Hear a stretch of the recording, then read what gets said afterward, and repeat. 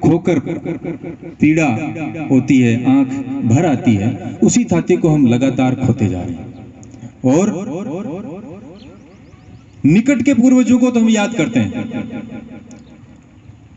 थोड़े से 2, 3, 4 पीढ़ी के पूर्वजों को हम अपना मानते हैं, लेकिन भोज को हमने अपना मानना बंद कर दिया। विक्रमादित्य को हमने अपना मानना बंद कर दिया। अर्जुन सिंह जी कह रहे थे, गुर्जर प्रतिहार मिहिर भोज को हमने अपना मानना बंद कर दिया। परिणाम क्या हुआ?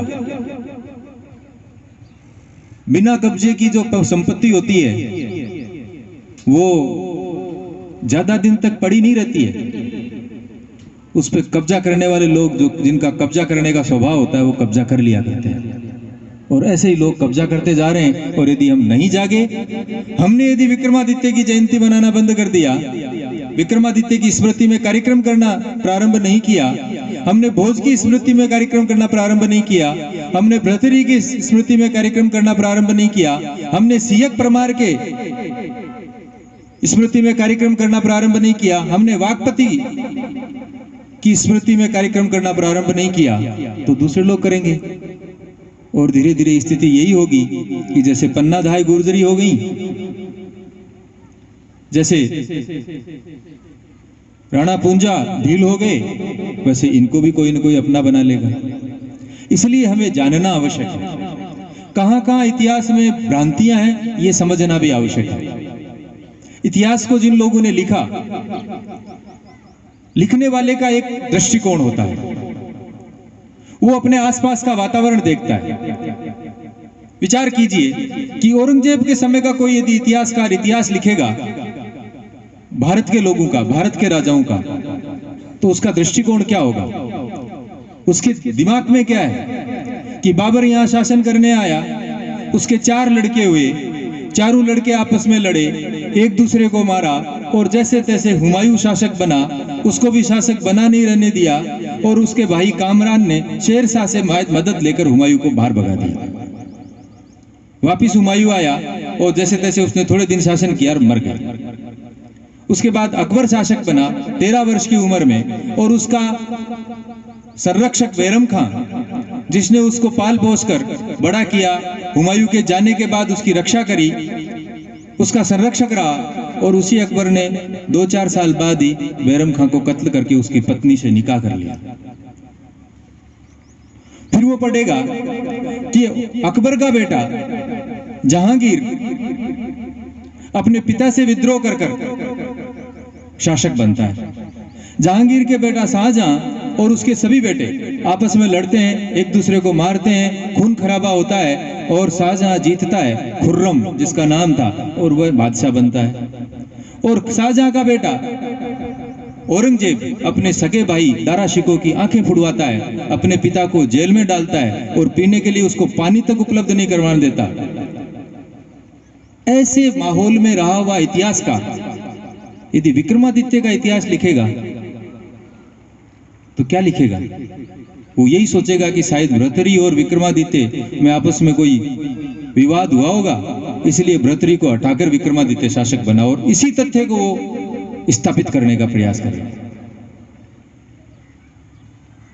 वो ये कल्पना भी कैसे कर सकता है कि कोई राव चुंडा अपने पिता राव गंगा की एक छोटी सी इच्छा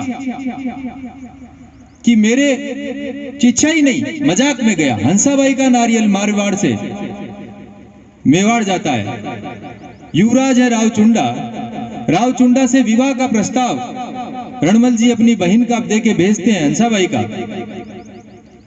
राव गंगा मजाक में कह देते हैं पंडित जी से, पंडित जी किसका नारियल लेके आए हो? किसके लिए नारियल लेके आए हो? कि साहब युवराज के लिए नारियल लेके आए। अब भाई युवराज के लिए नारियल लाएंगे, हमारे तो हम तो बूढ़े हो गए, हमारे लिए कौन नारियल लेके आए? और राव चुंडा कहते हैं कि जिस महिला के बारे में मेरे पिता ने चाहे मजाक में ऐसी बात की हो, वो मेरी माँ हो गई, उनसे मैं विवाह नहीं कर सकता, उनसे मेरे पिता का विवाह होना चाहिए। रणमल जी ने मना कर दिया कि हम तो विवाह इसलिए कर रहे हैं आपसे कि हमारी बहन की संतान मेवाड़ की महाराणा बनेगी। गंगा से विवाह करने का, राव गंगा से विवाह, राणा गंगा से विवाह करने का क्या अर्थ?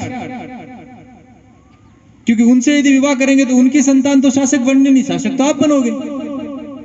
और राव चुंडा प्रतिज्ञा कर लेते हैं कि मैं और मेरी संतान हमेशा के लिए मेवाड़ का अधिकार त्यागते हैं शासक का, और इस लड़की से जो संतान होगी उसको शासक बनाऊंगा और मैं उसका संरक्षक बनूंगा।